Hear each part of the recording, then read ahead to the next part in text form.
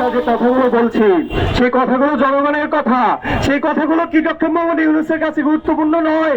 তারা কি তার বিরুদ্ধে যে পুলিশ আজকে আমাদের বাধা দিলেন, তারা কি ওই নিহত পরিবারের যে কান্না, সে কান্নাকে কি ধারণ করেন না?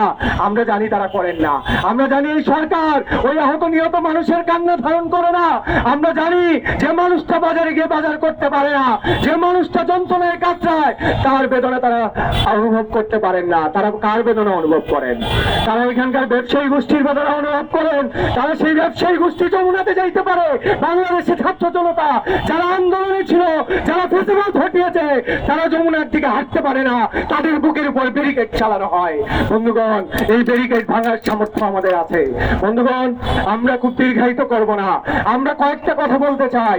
আমাদের বুকের উপর যে ভ্যাট চাপানো হলো, সেই ভ্যাট চাপানোর অজুহাত কি?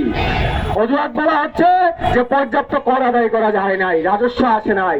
তো আমরা বলতে চাই, এই সরকার আসার পরে ডক্টর মোহাম্মদ ইউনূসের প্রতিষ্ঠান ওই গ্রামীণ ব্যাংকে যে আপনারা কর অব্যাহতি দিলেন, যে গ্রামীণ ব্যাংক বছরের পর বছর ধরে ওই গরিব মানুষের রক্ত শুষে সে কোটি কোটি টাকা ইনকাম করে, শত কোটি টাকা তার বার্ষিক মুনাফা, সেই গ্রামীণ ব্যাংকের উপর কর নাই কেন? আমরা বলতে চাই, এখানে যে ব্যবসায়ীরা তারা কর ফাঁকি দেয়, তাদের পকেট কেটে গিয়ে আপনি কর নিয়ে আসলেন। আমরা বলতে চাই, এখানে যে আওয়ামী লীগের নেতা যারা কোটি কোটি টাকা এখানে সম্পদ করলো, তাদের সম্পদ কি বাজেয়াপ্ত হয়েছে? আমরা বলতে চাই, এখানে যে হাজার কোটি টাকা দুর্নীতি দমন কমিশনের আন্ডারে যে মামলাগুলো, সেটা কি নিষ্পত্তি হচ্ছে? সেটা নিষ্পত্তি হয় নাই। কোনটা নিষ্পত্তি হয়েছে? সবচেয়ে সহজ নিষ্পত্তি হয়েছে। কি নিষ্পত্তি হয়েছে? যে জনগণের বুকের উপর ভ্যাট চাপানো হয়েছে। আমার খাবারের দাম বেড়েছে, আমার যাতায়াতের ভাড়া বেড়েছে, আমার বাসা ভাড়া বেড়েছে, আমার বেঁচে থাকার সমস্যা আয়োজন আপনারা সংকুচিত করেছেন। কিন্তু আপনারা আমাকে মজুরি দিবেন না, আমার শ্রমিককে মজুরি দিবেন না। আমার শ্রমিক না খেয়ে মারা যাবে, আপনারা তাকে তার মৃত্যু নিশ্চিত করার জন্য তার বুকে গুলিও চালাবেন। এই গুলি চালানো সরকার আমরা চাই না। আমরা বলতে চাই, যে সরকার শ্রমিকের বুকে গুলি চালায়, সেই শ্রমিকের ডেথ সার্টিফিকেট এই সরকারের ক্যারেক্টার সার্টিফিকেট।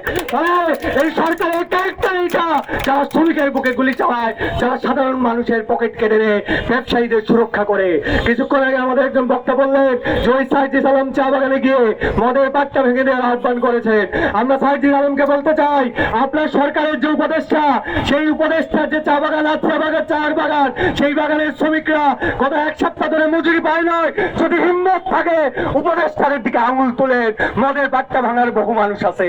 আপনাদের মতো অথর্ব, আপনাদের মতো লুটেরা, আপনাদের মতো বাটপার, যারা এই অভ্যুত্থান পরে মুজিববাদের কবর দিয়ে নতুন মুজিব হয়ে ওঠার চেষ্টা আছেন, আপনারা ওই মুজিববাদের কবর দিতে গিয়ে আদিবাসীদের কবর দিয়ে দেন। আপনারা মুজিববাদের কবর দিতে গিয়ে এখানে লুটপাটকে নিশ্চিত করেন। আপনারা মুজিববাদের কবর দিতে গিয়ে জনগণের অধিকারকে খর্ব করেন। তারপর আপনারা বলেন মুজিববাদের কবর দিব। কিভাবে কবর দিবেন? আমরা বলতে চাই, সংবিধান বাতিল করতে চান তো সংবিধান বাতিল করেন, কিন্তু তার আগে যে সংবিধান, সেই সরকার ক্ষমতায় এসেছে, সেই সরকারকে আগে ভেঙে দিতে হবে। আমরা বলতে চাই, এই সংবিধান জনগণের বিরুদ্ধে সংবিধান, এটাকে আমরা মানি।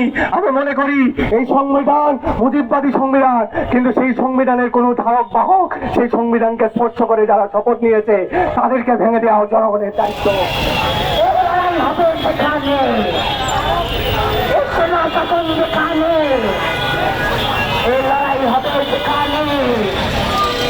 এই পাহাড় থেকে চেনা শাসন প্রত্যাহার করতে হবে।